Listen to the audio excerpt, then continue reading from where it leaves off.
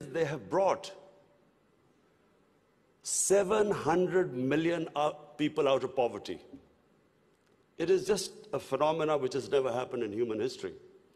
And of course, my motivation, again, of the Pakistan I wanted to see was based, and I am a student of history, Islamic history especially, was on the Prophet, or Prophet, peace be upon him, the state of Medina, which he created.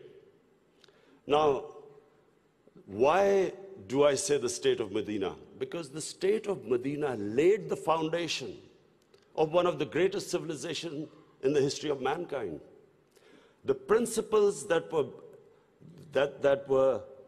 found the foundation of the state of Medina is what, for the next 700 years, was the greatest civilization on earth. And what were those principles? The state of Medina was founded on incredible principles of justice and humanity.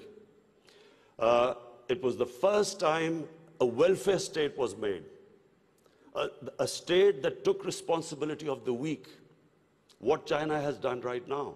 That was the state of Medina, where first time a state took responsible for its poor, its weak, its orphans, its widows. In the state of Medina, the first time pensions were created. Old people were also, it was a humane state. And secondly, there was justice, rule of law. These were the two main things. And the third thing, the Prophet of Islam, peace be upon him, made seeking knowledge a sacred duty. The word was that even if you have to go to China to seek knowledge, you must. Those days going to China meant not coming back. So the emphasis on seeking knowledge. For the next 700 years, all top scientists were Muslims. And that was the state of Medina. It laid that foundation. And then the way minorities, other religious people were treated. The Prophet signed famous, the Misaq-e-Medina. There's still a letter in St. Catherine's Church which was signed with the Christians, that your places of worship will be, till the end of time, they will be protected by Muslims. Secondly, that no forcible conversions would be in Islam. Thirdly, the Prophet's last sermon, it is a charter of human rights. It's about how human beings are equal. So it was a humane state created, rule of law, emphasis on education, that led to the growth of Muslim civilization. So this is, in Pakistan, we want the same basis of our state. The rise of what I believe, the way our country will rise, it will go back to those principles. We must, number one, have rule of law, everyone equal before the law. State must be accountable.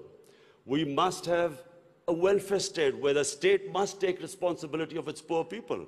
Half our population is on the poverty line or just above, and about 25% are below the poverty line. The state must take responsibility. All policies of the state must be, like in China, how do we lift the people from the bottom? And the most important thing is that we must, in Pakistan, start a reform program. Reforms are painful, but it is essential if we have to get out of our current problems. So, first of all, I joined politics in '96. From '96 to 2013, there was a very small party. Most of the time, it was one step up and 3 steps down. The first election I contested, we were wiped out. Second election, 5 years later contested, we had only 1 seat. Third election, we boycotted, and most of the time people made fun of me, thought we would never make it, because I'm an outsider. I wasn't from the political class. But one big lesson from sports which I learned, you only lose when you give up. So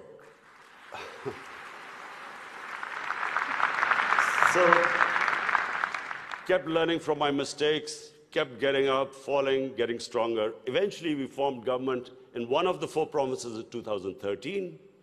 And it was the KP province which was devastated by war on terror. It was on the border of Afghanistan, the tribal areas, the whole fighting took place in that region. The police was devastated by attacks. We had 70% of industry closed. And KP has a reputation that they only give you one chance. Each government comes once, it's ousted the next time. So we came in a coalition government and we started our reform programs. First of all, we started spending money on human development, health and education. Secondly, we did, first time in Pakistan history, no party had done before, we started spending money on climate change. Pakistan is about 8th in the countries that are most vulnerable to climate change. So we took this ambitious mission of planting 1 billion trees in 5 years. And then we reformed the police, depoliticized our police, depoliticized our bureaucracy, and then started tourism. Because KP has a lot of tourist sites. It was the center of Buddhist civilization, so religious tourism, but we have the best mountain scenery there. So anyway, by the end of 5 years, we had half poverty in those 5 years. The poverty had gone half. And a province which never gave you a second chance, we came back with 2/3 majority in 2018. Not only did we win there, then we formed government in the last election. We got 17 million votes, which is the highest ever won by a party. And so now we have our reform agenda. And as I repeat, reforms are painful. You know, when you take reforms, when you make reforms, people suffer. They go through a difficult times. It's like a surgery. When you conduct surgery, for a while, the patient suffers, but then he improves. The worst thing that can happen to a society is that you keep postponing reforms because of the fear that you will have opposition, the vested interest will stand up, and you don't do reforms. So we've started on an ambitious reform program. That's number one. We are trying to change improve all our economic policies. We have trying to cut down our fiscal deficit. We are trying to improve exports, cut down our imports. We have unfortunately had to raise bills because we came up with, when we got into power, we had massive fiscal deficit and current account deficit. So we are doing that. But in my opinion, Pakistan now has a chance. Already we are seeing optimism. Investors are coming into our country. We feel that this is the time that Pakistan will take off. The most important thing, and while talking to Sheikh Mohammed last time, he told me something very interesting. He said that you must allow businesses to make money. Investors must make profits. And the reason is simple. If people don't come into business for charity, they come into business to make money. So if they can make money, more people come and invest. So this is what we've done. We have started working on ease of doing business, making it easier for people to do business, easier for the investors.